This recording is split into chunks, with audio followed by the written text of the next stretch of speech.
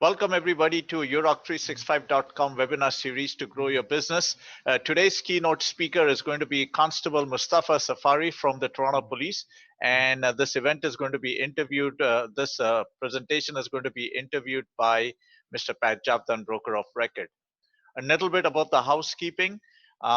Please, if you have any questions, please register your questions on Euroc365.com. Press on one of those buttons, the black, the red, or the blue button, whether it is related with real estate, pre-construction, or just real estate realtors in general.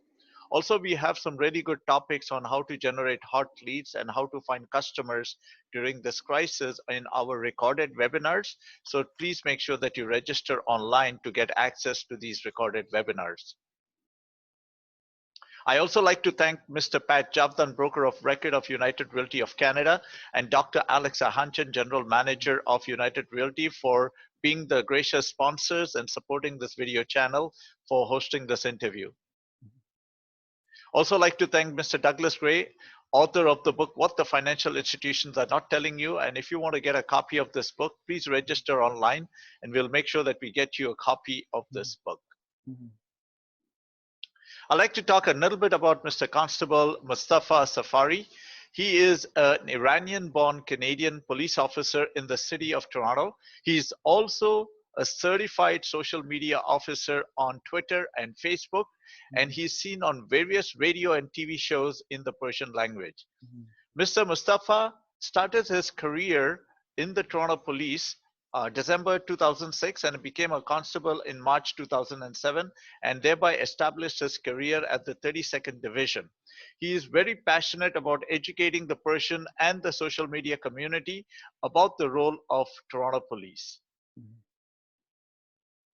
So for now, I'm going to hand over the microphone to Pat. So Pat, you can start the interview right now. Thank you so much, Jerry. And thank you everybody that joined us today. And thank you, Constable Mustafa Safari. Thank you so much that you accepted our invitation. Constable, could you make a little bit tell about yourself? I know Jerry told a little bit briefly, but if you may tell about yourself a little bit more. Well, let me say hi to everyone who is watching this video as saved or live. I really appreciate that you guys made that opportunity that I can talk to public in this unprecedented time, that we can really face-to-face each other. We can really sit down and have a coffee.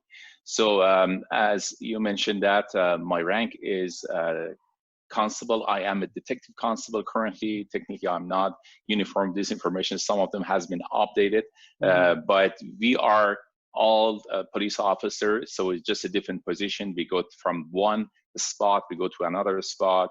And currently I am working as a investigator in Central North District. One of the things that I do, and I really passionate about it, is educating the public. I'm not saying the public, they need my education. However, there are certain information that I can deliver to the public. And sometimes I'm using my skill language, which is Persian. However, it is kind of my dedication to the community and to the public to bring them information that they really needed for their daily basis life. Thank you so much. You know, I was listening to the news. Some of my question is a little bit changed because the Premier Doug Ford announced that 3-stage reopening plan. So today, so some of my question a little bit different now. And, but the basic question is there, because it's not open yet. So the first question is, what kind of restriction that already is in place that everybody should know about them right now? Pat, we are in an unprecedented time. This is a time that nobody wants to be. It's not only related to Canada, it's not only related to North America. This is a worldwide issue. It's a pandemic that everyone has to put their hands together in order to flatten the curve. In this circumstances, every government has an authority to declare emergency. Once the declare of emergency is in the place, law enforcement officers, there are mandate to enforce that law, which is right now according to the chief executive of medical chief executive of Ontario and Canada, the only way that we can flatten this curve is isolating, stay home. That is what they suggest, that there are science, there are doctors, they do all different type of research, and they bring that information to the government of Ontario, and Ontario government is declaring emergency situation, and we as a law enforcement officer, we have to enforce that. So what it means, that means they are suggesting nobody leaves the house unless is absolutely necessary. And I'm going to emphasize that, absolutely necessary. For instance, you want to go shopping, you want to get a grocery for your family, Pat, you want to go to work. Your work is part of the essential life. You work in the hospital. This stuff is not going to be a stop. Nobody is going to give you a ticket or question you. However, our job is in relation to enhance the public safety, and part of this enforcement of this emergency declaration is to prosecute those people that they are out for no reason, and those people are endangering other people's safety and life. We got to understand, Pat, we are dealing with an enemy that is different from any type of enemy. I've been in law enforcement for many, many years, more than a decade. And I've seen different type of enemy threaten our country. We have terrorist attack. We have a terrorist threatening our national security. We can see them. They are very hard to see them, but we can hear their conversation. We can tap their phone. But right now we are dealing with an enemy that we can't even see who is that. We don't know where is that coming from. It is really, really dangerous situation at this point. I gotta remind you that no governments, and I'm just talking about the Canadian government, and I'm not talking on behalf of any type of level of the government, municipal or provincial or federal, because we are not affiliated for any parties or for any political relationship. However, this government is paying people to stay home. This is not the best interest for any government. The government wants you to get out, go work, and bring the economy to the circle. But right now, the government has no choice. That is why they're asking you to stay home until we can flatten this curve. It's going to cost billion dollars of the government and taxpayers, but there is no any other choice. That is the only choice that medical chief advisory is suggested, and that is the only way we can do that. However, we get tremendous cooperation from public. Public are working fantastic with law enforcement. We don't even need to police them.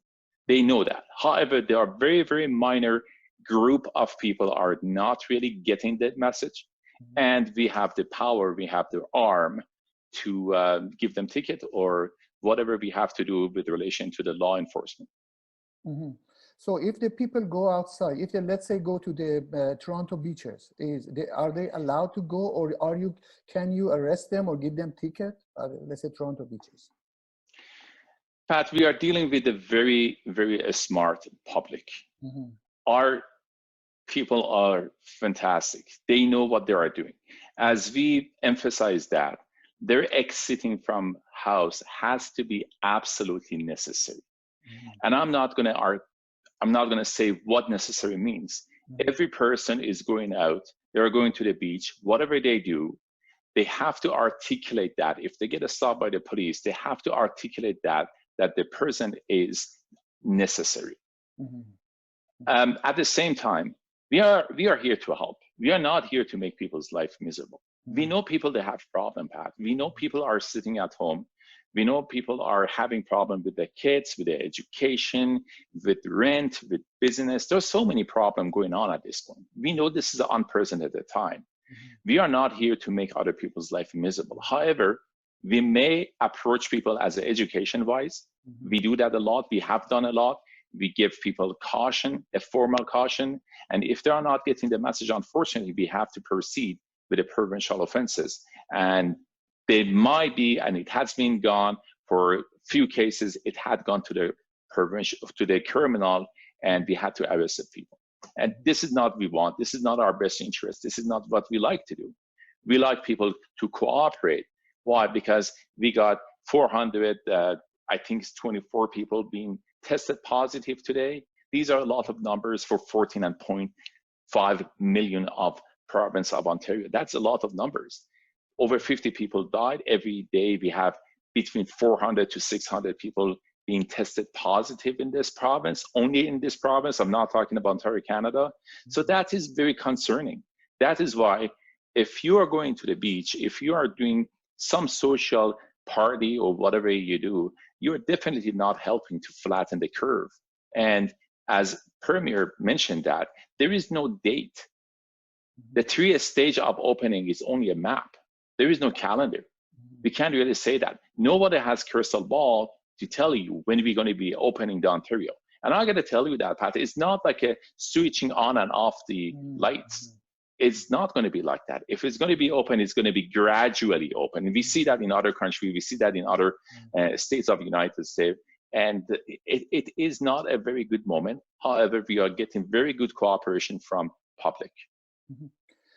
Is there any hotline or a special website from the police that people can ask questions? The questions are every website for every municipal police. They have their own websites, like torontopolice.on.ca. We have a COVID-19 all education question and answers, whatever people they like to know. But I suggest people to go to ontario.ca/coronavirus. Ontario.ca/coronavirus has a lot of good information, and whatever information that you need, definitely these days you can find it on internet. I don't know if you remember back in 2003 when we were dealing with SARS, and I was in law enforcement at the time, not with Toronto Police Services, but it was not the same way. The information, the obtaining information was not very easy. We had to go and dig into so many books until we find what we like to know. But right now, internet is in our phone, is on the fingertip. We can access any information we like with a Google. So we have to take advantage of this situation. We have to take advantage of internet. We have to take advantage of all websites, and all information is available. It might not be a person talking to you over the phone and give you information. However, if there is anything with relation to the law enforcement, if you live in the city of Toronto, 416-808-2222 is a phone number for non-emergency. And if you want to report something that you think absolutely is necessary, you can always use that number. So if, let's say somebody, my neighbors, for example, my neighbors, they have a party. Do I have to call the police, or what do I have to do? Let's say it is your civic duty, Pat. It is your civic duty. This is your country, and you want this coronavirus goes away. So in order to do that, some people are not getting the message, and we are not suggesting you to go to your neighbor and knock on the door and give them caution. However, you can always call non-emergency, and I'm going to emphasize that please do not call 911 for that. I know that you don't, but unfortunately, we are receiving a lot of unnecessary non-emergency on 911 because our 911 operators are limited. So we can't really have our lines being busy for something is not necessary. Our 911 is only for the life and death. And we have non-emergency phone number, which is 24 hours available for public. And good people like you, they can always call 416. You can always call 416-808-2222 as anonymous. That means you don't really have to give up your name or your information. You can just provide that information to us, and we will deal with that. Is there any of a police officer have been, diagnosed with COVID-19 in Toronto? In Toronto, we have about 20 member of Toronto police officers has been tested positive, unfortunately, and they are in good care. I haven't had any update about their health, and I'm really, really hoping that they can get through this. And it is our nature of our job, and our nature of our job is to have contact with people, and sometimes is inevitable. I hope they get better as soon as possible.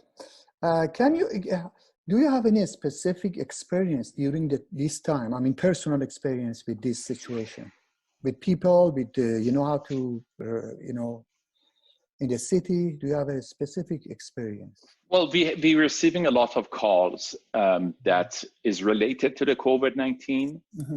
They are directly or indirectly. And we had people that unfortunately passed away at home. And that was during the COVID-19. And some people, they were alone. We are dealing with COVID-19 a lot. As I said that, like our shelters, the homeless shelters, these are all related to the public safety, and police is always involved with that. Definitely every single police officer, I'm sure they had different type of experience with the COVID-19. And it just, there are so many things that I can't really get to that specific, but there are so many days that we have to deal with it. Because I heard, they have been increasing domestic, violence, and do you see that these days, domestic violence? We may have increase of certain crimes. So when we're talking about a crime, is like we're talking about a bacteria. So the bacteria has a different categories, and the crime has a big category. So the index of the crime, I don't have a number right in front of me, but definitely we can see that a gun violence has gone down a little bit maybe, and break and enter to the businesses may have gone up a little bit. And domestic violence is something I'll be always serious about this. And this is the moment that some people, they message me and they thought that we are not enforcing the law the way that we're supposed to, or we are a little bit easing on people with regards to the criminal activities. And I can tell you that in fact is not. No law had been changed, and we are enforcing the way that we used to that in the past. So if you're driving on Younger Street, stunt driving, and you're driving too fast, you're talking on your cell phone, please don't get the impression that because it's a COVID-19, we're not going to stop you because we are in unprecedented time. No, we are enforcing the law, and domestic violence is one of the things that we are very curious about it. We are very sensitive about it, and we always ask people in that type of relationship, contact police. What is your view about future? It's going to change people behavior, because I know there is a 3-stage reopening, but some people said we are not going to back to normal. We're going to have a new way of living, new habits. What do you think about that? What's your view about that? Well, in my personal research that I did for influenza back in 1918, it was a very unprecedented time at the time. Between 50 to 100 million people around the world has died.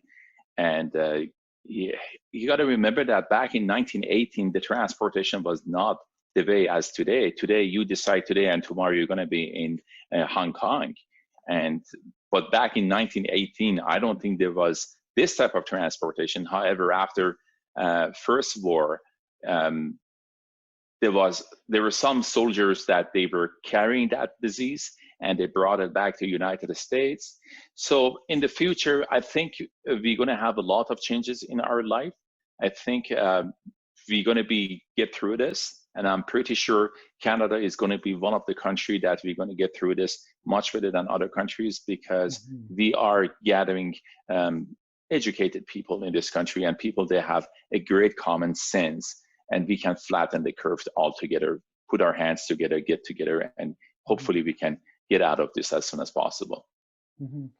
Some people, they downplay it and they say this is like a flu, but I don't think it's like a flu, because less than 2 months, right, in United States of America, almost, I think 56,000 people died, right?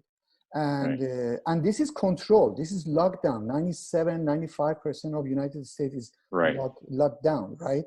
So on the lockdown, 1.5 months, 56,000 people died. So if they let it go, millions of people will die. So I think it's more dangerous than flu. It's very dangerous. As you said, it's invisible, and it's very strange virus. So everybody has to be very careful. And especially in this reopening stages, they have to be careful, because nothing goes back to normal, as you said, right away. So it's going to be gradually, and we have to develop a new habits, how to, conduct ourselves. One last question I have: what is overall view? If you have anything you'd like to share with us, and then we're going to go to audience if they have a questions. The only things I want to share with whoever is watching this video, I just want to thank public. Public are great. They are working with us, and they consider us as a public, which we like to do. We are police officer, but we are nobody than a servant to the community. And the reason that we are enforcing the Emergency Act is not because that we are looking for revenue for the government. This is not the job. This is not our goal. This is not our achievement. We want to flatten the curve. And we like to get this through, we helping with everyone. Everyone has to come together. We have to share this information together, put our hands together. We can get through this as soon as possible. We can go back to normal. I know, as I said that before, the normal is not going to be switching on and off. It's going to take some time, but definitely we can get through this. So I just want to thank public and the great cooperation from every single of people. People are coming, approaching us, thanking us for the job that we do. And I want to thank people in the healthcare, people in the hospital, and nurses, PSWs. These people, they are working hard. They're working around the clock just to get everybody safe site. Thank you so much. And I want to thank you because you're becoming a star in our community. I am only a servant, Pat. I'm only a servant. I'm just serving my community. You are becoming a celebrity in our community. This is not what I'm looking for. I'm just looking for to serve my community. I know, and you initiative and leadership. I appreciate your leadership and your being proactive in this case. And I really, really appreciate great job that you're doing. Thank you so much. Thank you so much. I'm going to ask Jerry if anybody has any more questions. Jerry? Yes, definitely. We have one question over here, but I wanted to thank Mr. Mustafa Safari, because this is the first time I'm actually talking to a live police officer using the social media. Okay, so this is something like a history in my life. Yeah, me too. Me too.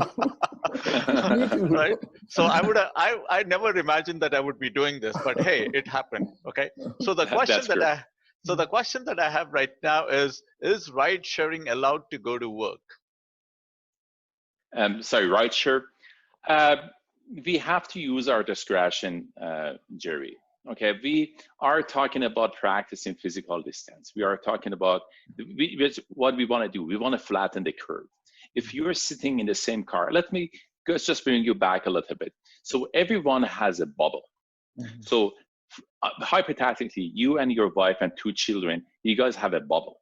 And this bubble has to be protected. If your family, your wife and your children go and see Pat is with his wife and with his 2 children. Now you guys are 8 people. You are bursting the bubble. And God forbid, if one of you guys has this disease, has this coronavirus, is going to give it to all 8 of people around the table. And this is something else. I have no medical experience in the background, nothing. I was horrible in biology in school. I had a hard time to pass that. But this is what we hear from doctor and the chief medical advisory from our Minister of Health. So this virus, within 11 days, I'm going to repeat that, within 11 days, for 90% of people, does not have any symptoms. That makes it dangerous. You mentioned earlier, Pat, that is maybe is a flu. Some people are thinking that is flu. Definitely, I can tell you that if it was a flu, we would not be sitting at home. We would not having this conversation over internet. We would be sitting in a Starbucks having coffee and talking to each other. The government would not paying that much money to people just to stay home. This is not benefiting any type of government. So definitely is not flu. Definitely is a very dangerous. So when you're thinking about doing carpooling or anything else, I just want you to think about this twice before you make any determination. And I'm not saying that we are going to be playing cat and mouse game and we're going to go stop the cars, asking people, looking at people's address. This is not what we're going to be doing. We're just going to leave it to people that they can make their own common sense. However, if we see this is an absolute violation of the law, which is endangering your public, our public safety, your family, and everybody's safety, then we have no choice than proceeding with a charge. Right. I hope I answered the question. Yeah. Okay, great. Any question? Yes, there's one more question from another one of the agents. His question is that he has a guest arriving from Calgary. So his suggestion is, what does he do with the guest now? Do we put him in the basement or, it's a sensitive issue? Well, the first question is, why would you invite a guest? Okay. Now, there is, I can't really make any judgment on that, but let's say there is a necessary or there is absolutely essential that someone has to bring somebody from Calgary for any reason. So anybody traveling from any part of the country, they have to be isolated for 14 days. And that becomes a law. So 14 days, you have to stay home. You have to be separated from anybody in the member of the family. Because once again, within 11 days, 90% of people, they have no symptoms if they carry that. Like, you got to remember that why we have 400 to 600 people tested positive every day. Like, you got to ask why this is happening. People are staying home. Why we have that many numbers? These numbers are not really promising.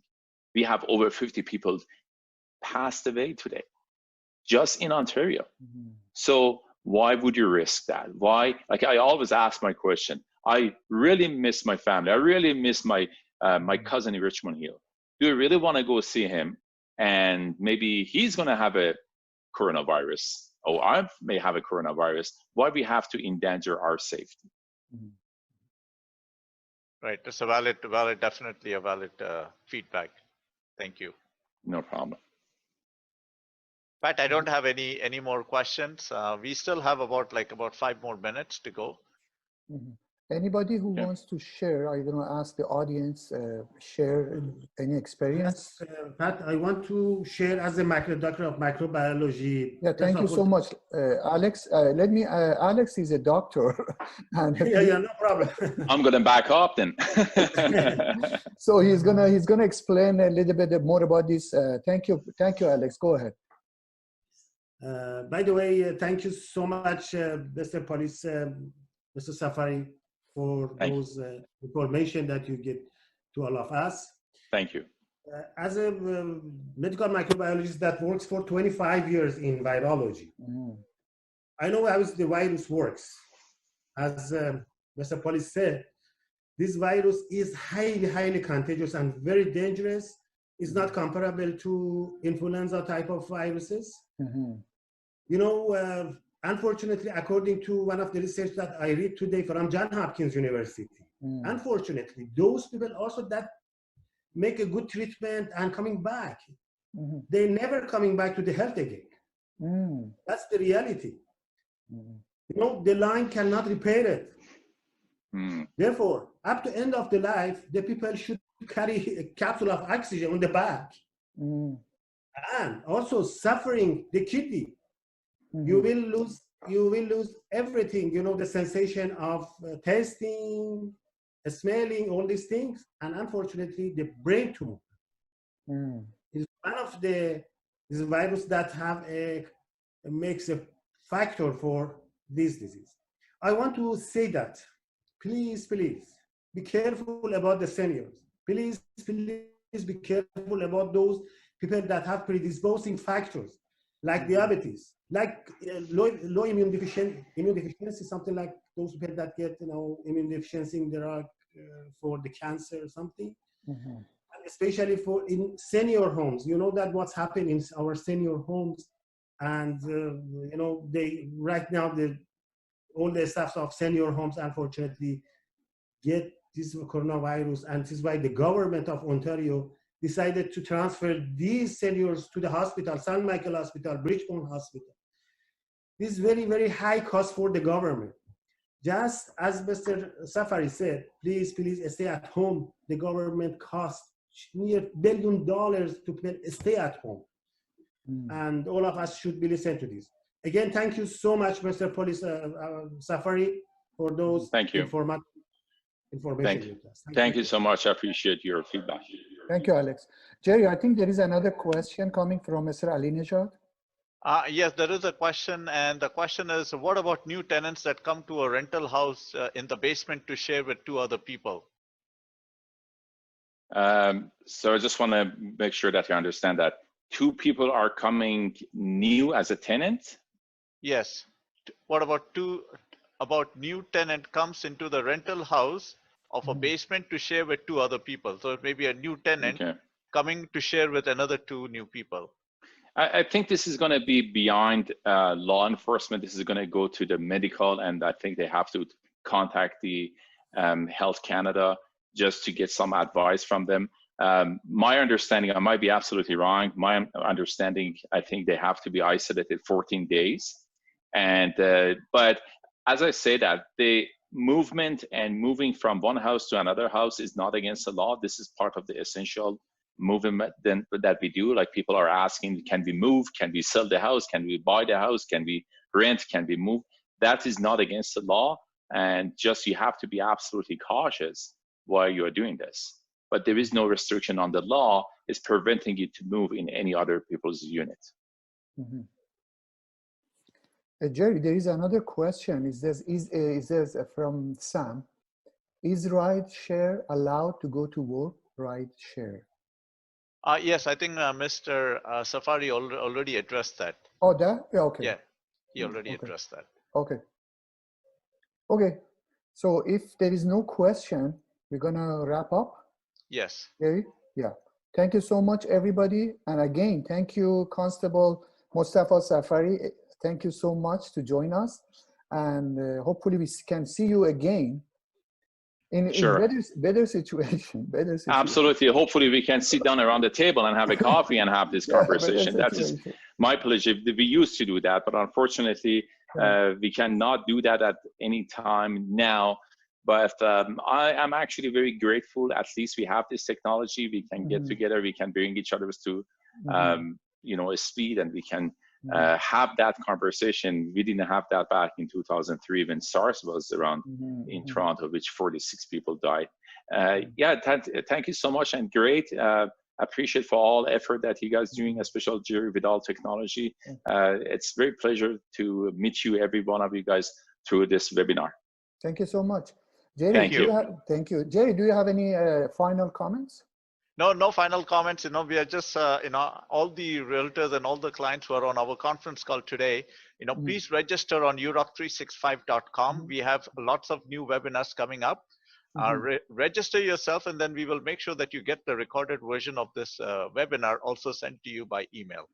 Thank you so much. So goodbye and good night. Thank you so much. Good night. Have a good night. Stay safe. Thank you. Stay safe. Thank you. Thank you.